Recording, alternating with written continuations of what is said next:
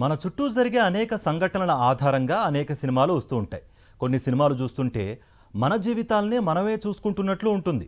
మనం ఎప్పుడో చూసిన సినిమా లాంటి కథే మన కళ్ళ ముందు కనిపిస్తుంటే ఓ యువతి లండన్ నుంచి హైదరాబాద్ వచ్చింది. ఆమె హైదరాబాద్ రావడం ఇదే మొదటిసారి కాదు, ఇప్పుడు 4వ సారి వచ్చింది. ఇంతకీ ఆమె ఎవరు? అసలు హైదరాబాద్కు ఎందుకు వచ్చింది? ఎవరి కోసం వెతుకుతోంది?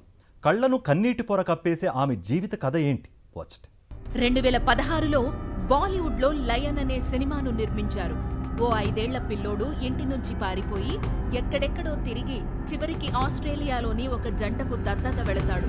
అతని జీవితం సంతోషమయంగా మారింది. అయితే పెద్దయ్యాక తన అసలు తల్లిదండ్రులను కలుసుకోవాలని తపిస్తాడు. బాల్య జ్ఞాపకాలతో ఇండియా వచ్చి ఎంతో ప్రయత్నం తర్వాత తన కుటుంబాన్ని కలుసుకుంటాడు. ఆ సినిమా చూస్తే ఎవరికైనా అప్రయత్నంగా అయినా కంటిని కన్నీటి పొర కప్పేస్తుంది. ఇప్పుడు అటువంటి కథే హైదరాబాదులో జరుగుతోంది. ఇది నిజంగా నిజం. ఓ 40 ఏళ్ల యువతి తన మూలాలు వెతుక్కుంటూ హైదరాబాద్ వచ్చింది. తన తల్లిదండ్రులను కలుసుకోవడం కోసం తపిస్తోంది.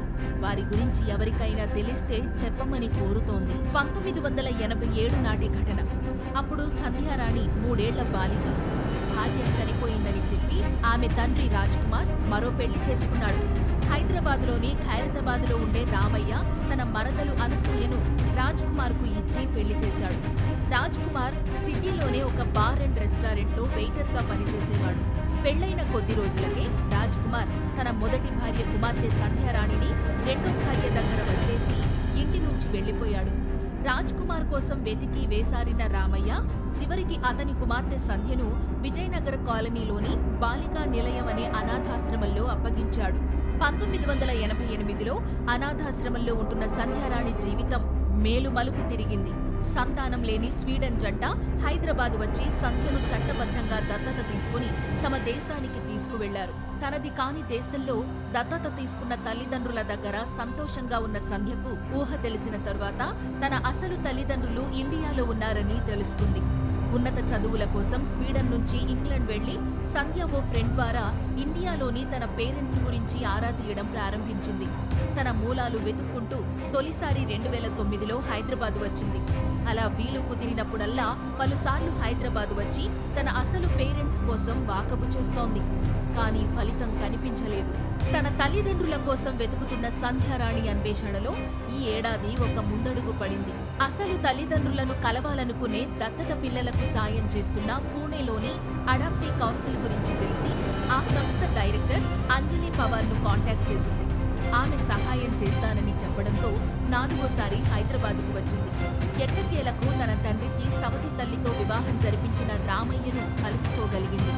సంధ్య తండ్రికి రెండో వివాహం జరిగే నాటికి ఆమె తల్లి చనిపోయినట్లు, రాజ్ కుమార్ ఇంటి నుంచి వెళ్లిపోయిన కొంతకాలానికి ఆమె సవతి తల్లి కూడా మృతి చెందినట్లు రామయ్య వివరించాడు. కానీ రాజ్ కుమార్ జాడ మాత్రం ఇంతవరకు తెలియలేదని చెప్పాడు రామయ్య. రాజ్ కుమార్ సొంతూరు వరంగల్ అని, అతని తోబుట్టువులు అక్కడే ఉన్నారని కూడా చెప్పాడు. ఇప్పుడు వారిని వెతుక్కుంటూ సంధ్యారాణి వరంగల్ వెళ్ళింది. My name is Sandhya Rani and this is my 4th time visiting Hyderabad, looking for my father and hopefully to find out more about my mother as well. I've been searching for them since for the past 16 years and I really hope with the help of Adoptive Rights Council that this time that it will lead me to find them. ఎంతో ఆతృతగా తన రక్త సంబంధీకుల కోసం వరంగల్ బయలుదేరిన సంధ్యను సాక్షి పలకరించింది. తన తల్లిదండ్రులు ఇంకా జీవించే ఉన్నారని ఆశపడుతున్నట్లు ఆమె చెప్పింది.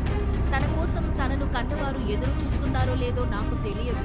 నేను మాత్రం వారి కోసం ఎంతో ఆతృతతో వెతుకుతున్నానని, తన పేరెంట్స్ ను కలుసుకోవాలని, వారు కనిపిస్తారని ఆశపడుతున్నట్లు చెప్పింది. I don't know. He might be looking for me.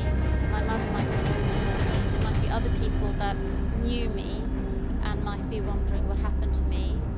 And I'm wondering whether anyone was looking for me. And without coming here, I have the opportunity and the privilege to come here to look. They may not have that privilege to look for me. So I'm hoping that సంధ్యారాణిలా కన్నవారికి భారమై దూరమై ఎవరికో దత్తత వెళ్లిన వారు ఎందరో ఉన్నారు. సంధ్యలా అందరూ తమ అసలు పేరెంట్స్ కోసం ఆరాటపడతారో లేదో తెలియదు. కానీ సంధ్య మాత్రం తన పేరెంట్స్ కోసం ఎంతో ఆశగా వెతుకుతోంది. ఆమె తల్లిదండ్రుల గురించి ఎవరికో ఒకరికి తెలిసే ఉంటుంది. రాజ్ కుమార్ గురించి తెలిసిన వారు ఎవరైనా తమకు సమాచారం ఇచ్చి సంధ్యారాణిని ఆమె కుటుంబంతో కలిసేలా సాయం చేయాలని అడాప్టీ రైట్స్ కౌన్సిల్ డైరెక్టర్ అంజలి పవార్ కోరుతున్నారు.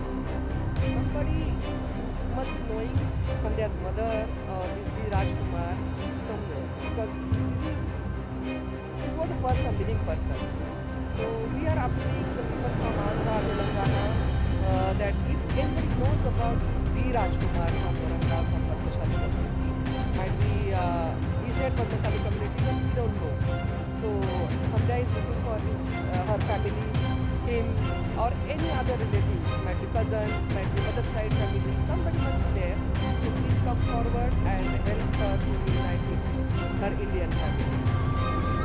దేశం కాని దేశంలో పెరిగి ఇక్కడి సమాజంలో భాగమైన కుల వ్యవస్థ గురించి ఏమాత్రం అవగాహన లేకపోయినా రామయ్య ద్వారా తన తండ్రి కులం తెలుసుకుంది. హైదరాబాద్లోని పద్మశాలి కుల సంఘం ఆఫీసుకు వెళ్లి వారికి కూడా తన కథ వివరించి తల్లిదండ్రులను కలుసుకోవడానికి సాయం చేయమని అర్థించింది. తన తల్లిదండ్రుల గురించి ఎవరికి తెలిసినా తనకు తెలియచేయాలని కోరుతోంది. తన మూలాలు వెతుక్కుంటూ వేల మైళ్ల దూరం నుంచి సొంత దేశానికి, సొంతూరికి వచ్చిన వారి కోసం ఎంతో ఆతృతతో వెతుకుతున్న సంధ్యారాణికి తన కుటుంబం ఆచూకీ తెలుస్తుందని ఆశిద్దాం.